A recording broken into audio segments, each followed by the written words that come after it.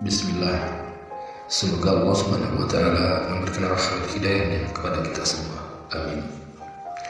Saudaraku, jika engkau mendahulukan urusan akhirat daripada urusan duniawi, maka pasti engkau akan mendapatkan kebahagiaan kedua-duanya.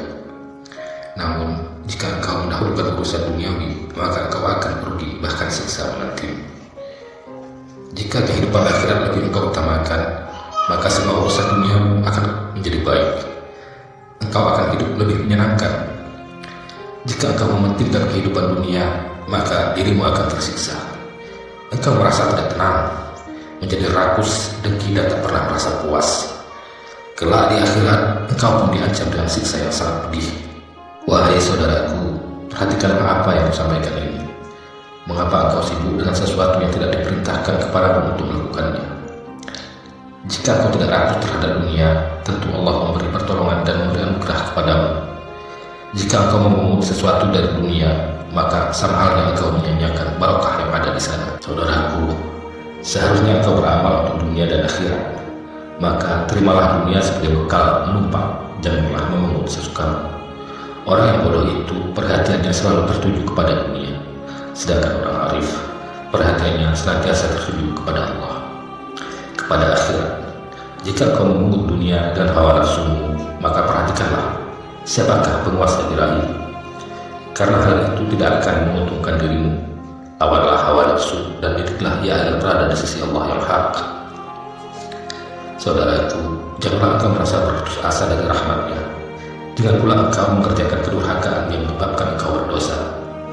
Sucikanlah pakaianmu dari najis, dan sucikanlah jiwamu dari taubat dan ikhlas. Syarat mengajar lahir, tauhid dan ma'rifat mengajar batin. Alangkah jauh perbedaan antara kata mereka dan kata kita. Kamu katakan itu haram, tapi kamu berbuat dosa. Serta kamu katakan halal, tapi kamu tak melakukannya. Sungguh kamu berada dalam kerugian yang sangat besar. Dalam sebuah syair dikatakan, celaka bagi orang bodoh sekali, dan bagi orang berilmu 7 kali. Satu, kebinasaan orang yang bodoh karena ia tidak mau belajar. 7 kali kebinasaan ulama atau orang berilmu karena ia menyanyiakan ilmunya. Ulama tetapi tidak mengamalkan ilmunya, maka lenyaplah barokah ilmu itu. Sedangkan jika berilmu lalu beramal dan memperbaiki cara menyintai Allah, maka jika cintanya bersih, pasti hal itu semakin mendekatkannya kepada Allah Subhanahu wa Ta'ala. Dengan demikian, ilmu dapat menyebabkan kemuliaan di depan makhluk dan kebahagiaan di depan Allah Subhanahu wa Ta'ala. Saudaraku, Allah itu bisa diingat dalam hati, namun kebatilan terletak pada nafsu. Jagalah hatimu hingga mendekat kepada Allah yang Maha Qadim, azali dan abadi. Wahai orang munafik, kalian adalah penghamba perut, makanan, pakaian, kendaraan atau penguasa. Hati orang-orang yang benar itu menjauh dari makhluk untuk menuju kepada pencipta. Ulama yang mengamalkan ilmunya itu pengganti para salaf. Mereka memimpin untuk kebangkitan Islam dalam urusan syariat dan membantai dari kehancuran di hari kiamat nanti. Mereka berkumpul dengan para nabi. Mereka dianugerahkan pahala dari Allah Subhanahu wa Ta'ala. Allah telah membuat contoh orang-orang berilmu itu.